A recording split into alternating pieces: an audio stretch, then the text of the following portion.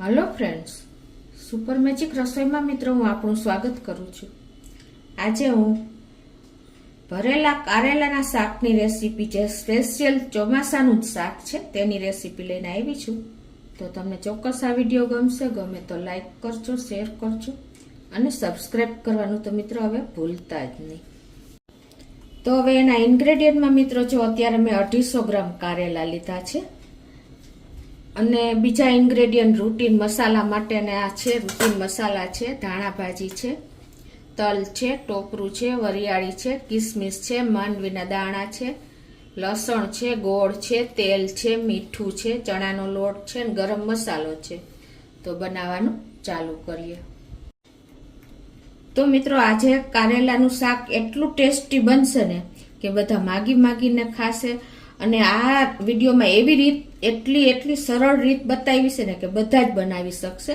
અને એવી ટિપ્સ મેં શેર કરી છે ને જે કારેલા એકદમ અંદર સુધી ચડશે અને મસાલો પણ બહાર નહીં નીકળે અને એકદમ ટેસ્ટી એવું શાક બનશે। તો તમે એન્ડ સુધી જોડાયેલા રહેજો। તો હવે આપણે બનાવવાનું ચાલુ કરીએ। તો મિત્રો અત્યારે માર્કેટમાં ચોમાસાની સીઝન છે તો ફૂલ કારેલા જોવા મળે છે અને ચોમાસામાં આપણે ફૂલ કારેલાનો ઉપયોગ કરી લેવો જોઈએ જેથી આખું વર્ષ તમને કાંઈ પણ હેલ્થ પણ સારી રહે અને કોઈ પ્રોબ્લેમ ન આવે। તો અત્યારે બીજું શું કે આપણે જ્યારે કારેલા લેવા જઈએ ને ત્યારે એકદમ ફ્રેશ અને એવા એકદમ કૂણા હોય ને એવા કારેલા ચૂઝ કરવાના છે।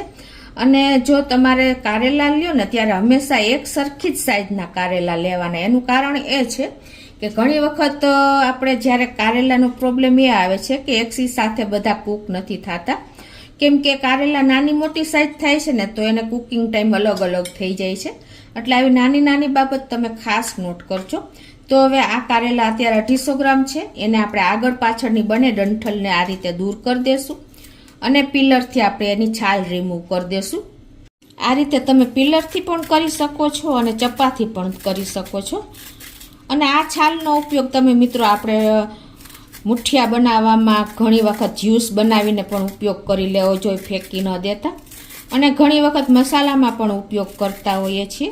એટલે સૌના ટેસ્ટ એકોર્ડિંગ આ બધું તમે કરી શકો છો। અત્યારે મારા કારેલા થોડાક મોટા છે તો આપણે મોટા કારેલા હોય ને તો આ વચ્ચેથી આ રીતે કટ મૂકી દેવાનો। એટલે શું થશે કે બધા એક સરખા કારેલા તમારે નાની સાઈઝમાં ભરવામાં પણ પ્રોબ્લેમ નહીં આવે। અને બીજું મિત્રો, કારેલાના બીન્સ આવી રીતે 2 પીસ કરશો ને એટલે ઈઝી પડશે કાઢવામાં।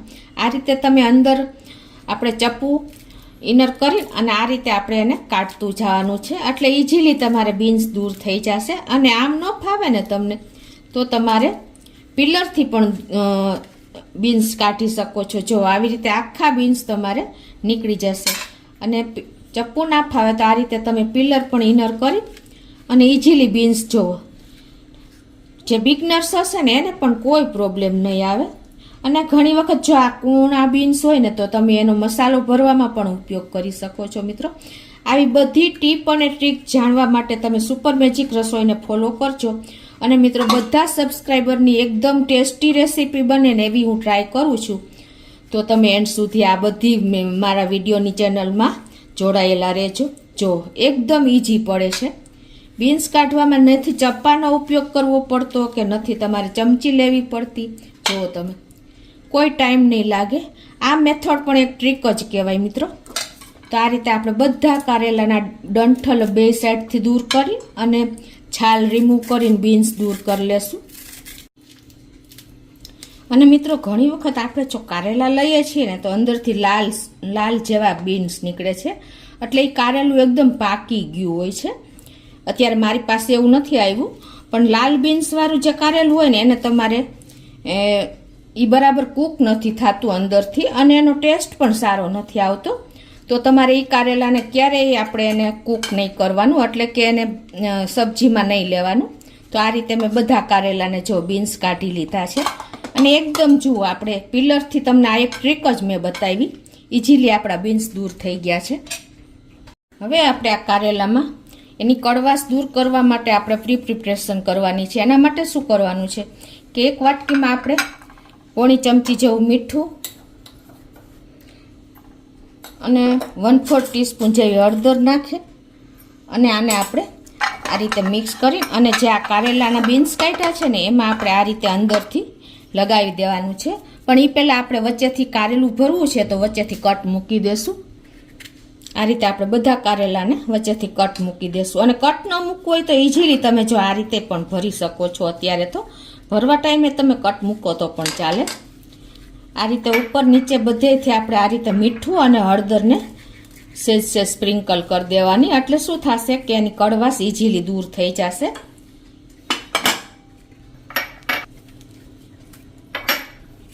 આ રીતે આપણે બધા કારેલા તૈયાર કરી લેશું. તો આ રીતે આપણે બધા કારેલામાં જો હળદર મીઠું ચડાવી દીધું છે. અને હવે આને આપણે આ પ્રોસીજર કરવાથી એની કડવાશ દૂર થઈ જશે. હવે આને આપણે 10 થી 15 મિનિટ રેસ્ટ આપી દેશું. હવે મિત્રો આપણે કારેલામાં ભરવા માટેનો મસાલો તૈયાર કરશું. તો એના માટે અત્યારે મેં આ 2 ચમચી સિંગદાણા કાચા જ લીધા છે. એને આપણે મિક્સર જારમાં પલ્સ મોડ ઉપર એટલે કે ઓફન કરતા ક્રમ્બલ ભૂકો તૈયાર કરી લેશું. તો આ રીતે જો આપણે ક્રમ્બલ કરી લીધો છે મગફળીનો. હવે આપણે આ 1/4 કપ જેટલો ચણાનો લોટ લીધો છે એને આપણે શેકી લેશું. અત્યારે આપણે ગેસની ફ્લેમ એકદમ સ્લો રાખીને અને એક પેનમાં આપણે આ 1/4 કપ જેટલો લોટ નાખી ચણાનો અને એને આપણે એકદમ સ્લો ફ્લેમ ઉપર જ એને રોસ્ટ કરવાનો છે. અને મિત્રો આપણે જો આ શેકીને જ લોટ લેવાનું કારણ શું છે કે જો કાચો લોટ તમે ભરશો ને કારેલામાં તો શું થશે કે જ્યારે કૂક થશે ને ત્યારે અંદર ગંઠા થઈ જશે અને લોટ પણ તમારે કારેલામાં એકદમ કોરો બની જશે. કોરો લોટ આપણે કાચો લોટ હોય છે ને તો એનું પાણી પણ શોષાઈ જાય છે, રસો પણ શોષાઈ જાય છે અને શાક એકદમ કોરું લાગે છે અને ગંઠા થઈ જાય છે. એટલે આવી નાની નાની બાબત તમે ખાસ નોટ કરજો કે હંમેશા લોટ તમારે સેજ શેકીને લેવાનો. આ રીતે એનું સેજ લાઇટ કલર થાય અને સ્મેલ આવે ને ત્યાં સુધી આપણે શેકશું એને. તો અત્યારે જો લોટની સ્મેલ શેકાઈને એની સરસ આવી રહી છે. આ બધી પ્રોસીજર આપણે સ્લો ફ્લેમ ઉપર જ કરીએ છીએ અને સેજ કલર પણ થઈ ગયો છે બ્રાઉન કલર જેવો, ગોલ્ડન કલર જેવો. હવે એમાં આપણે 1 ચમચી જેવા તલ નાખી દેશું, 1 ચમચી જેવી વરિયાળી નાખી દેશું અને 1 ચમચી જેવું આપણે ટોપરાનું ખમણ નાખી દેશું. અને આને પણ આપણે સ્લો ફ્લેમ ઉપર જ રોસ્ટ કરશું 1-2 મિનિટ જેવું. અને હવે જે આપણે માંડવીનો ભૂકો બનાવ્યો છે ને એને પણ આમાં નાખીને આપણે સાથે જ એને શેકાઈ લેશું. તો આપણા મસાલા પણ શેકાઈ ગયા છે, 1-2 મિનિટ થયો છે અને જો એકદમ સરસ સ્મેલ આવી રહી છે. તો હવે આપણે ગેસ ઓફ કરી અને આ પેન ગરમ હોય છે તો વધારે દાજી જાય તો એના માટે આપણે એક અલગ બાઉલમાં જ કાઢી લેશું. આપણો મસાલો ઠંડો થાય છે ને ત્યાં આપણે આજે લસણની મેં 4 થી 5 કળી લીધી છે. જો મોટી કળી હોય ને તો 3 લેજો, અત્યારે મારે નાની છે. અને એમાં આપણે 1 ચમચી જેવું આપણે લાલ મરચું નાખી દેશું અને 1/4 ટીસ્પૂન જેવું મીઠું નાખીને આને આપણી ફાઇન પેસ્ટ તૈયાર કરશું. મિત્રો આપણે શાકમાં હંમેશા લસણની તાજી પેસ્ટ હશે ને તો એનો ટેસ્ટ સરસ આવશે. તો આ રીતે આપણે એને ટોચી લેશું. તો આ રીતે જો આપણે પેસ્ટ તૈયાર કરી લીધી છે. હવે આપણે આ જે મસાલો પણ ઠંડો થઈ ગયો છે શેકેલો, તેમાં આપણે રૂટીન મસાલા કરી લઈશું. 1/4 ટીસ્પૂન જેવી હળદર, 1 ટીસ્પૂન કાશ્મીરી લાલ મરચું, 2 ટીસ્પૂન ધાણા જીરું. આમાં ધાણા જીરુંનો ટેસ્ટ બહુ સરસ લાગે છે. અને આપણે અડધી ચમચી જેવું મીઠું નાખી દેશું, અડધી ચમચી જેવો ગરમ મસાલો અને આપણે 2 ચમચી જેવો ગોળ નાખી દેશું. તમે ખાંડ પણ નાખી શકો છો. અને અડધા લીંબુનો રસ એટલે કે 2 ચમચી રસ નાખવાનો છે. તમે આમચૂર પાવડર હોય તો 1 ચમચી નાખવાનો.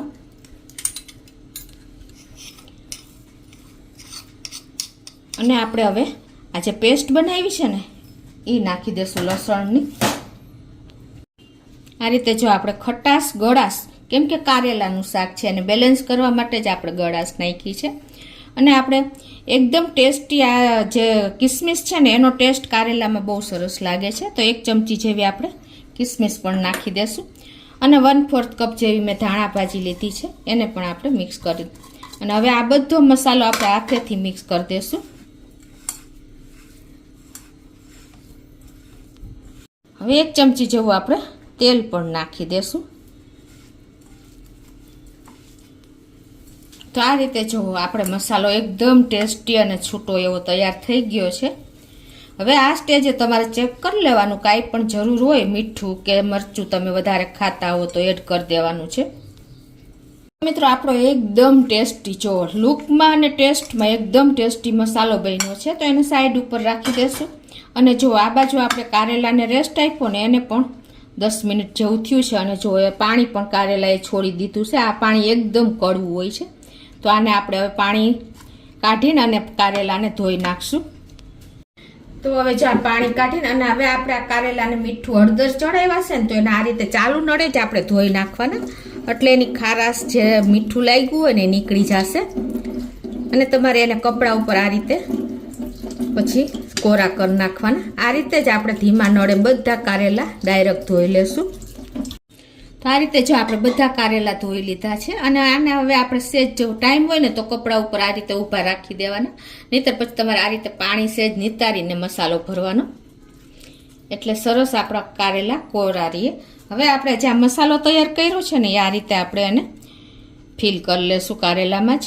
આ રીતે અંગૂઠાથી થોડો થોડો પ્રેસ કરીને ભરશું એટલે આપણું કારેલું એકદમ ફૂલ ભરાઈ જાય.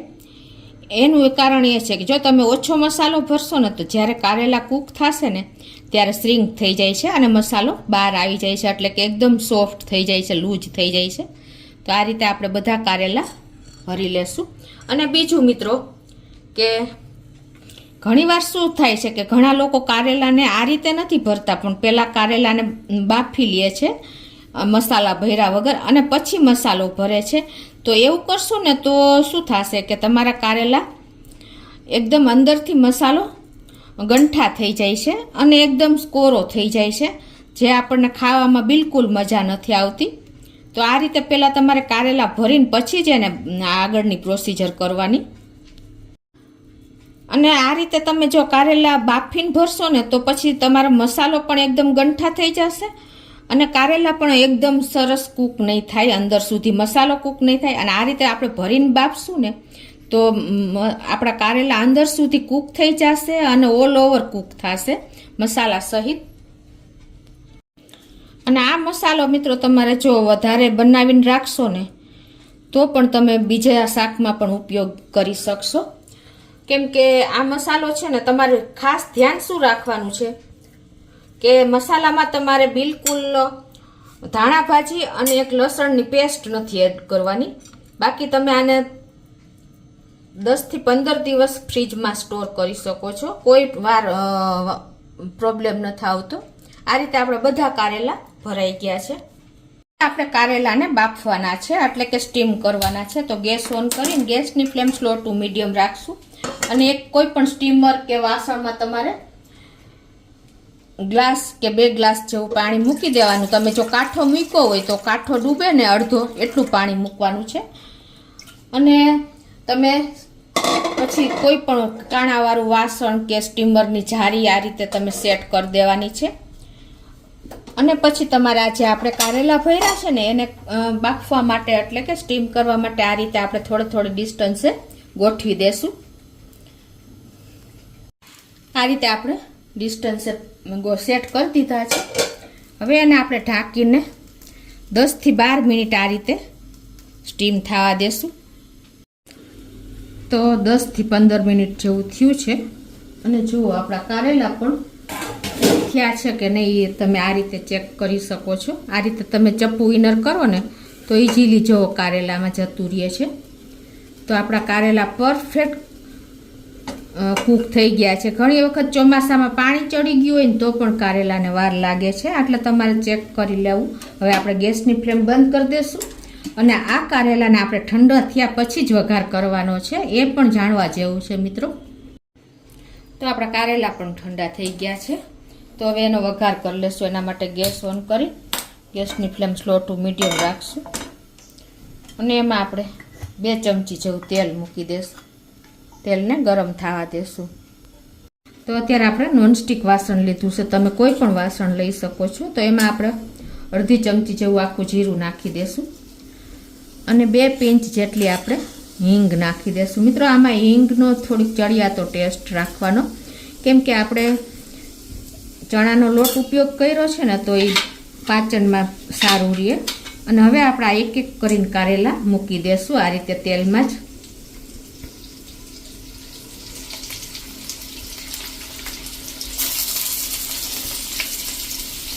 હવે આને આપણે કૂક નથી કરવાના, પણ આ રીતે આપણે એને ઉલટ પુલટ કરી અને મસાલો સરસ સંતળાઈ જાય અને કારેલા પણ આપણા સરસ કૂક થઈ જાય. આ રીતે અંદર થોડાક મસાલા સાથે એ રીતે જ રોસ્ટ થઈ જાય એટલું જ આપણે કરવાનું છે.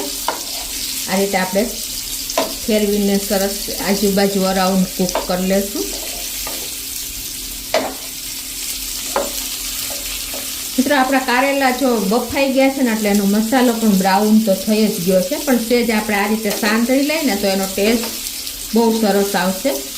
અને ઠંડા કારેલા કરવાનું કારણ એ છે કે આપણા મસાલો પણ છૂટો ન પડે, ગરમ ગરમમાં આપણા કારેલા પણ તૂટે નહીં. એટલે આ રીતે આપણે 1-2 મિનિટ ઠંડા કરીને જ એને વઘાર કરવાનો. આ રીતે આપણે એને સરસ સાંતળી લેશું ને, તો એનો ટેસ્ટ સરસ આવશે મસાલા સાથે કારેલાનો. અને હવે આપણે આ જે મસાલો બચ્યો છે ને મિત્રો, એને પણ આપણે આ રીતે ઉપર નાખી દેશું ને, એટલે અનેક ગણો ટેસ્ટ વધી જશે. આ રીતે આપણે તમારે જોઈને એ ક્વોન્ટિટીમાં નાખવાનો છે.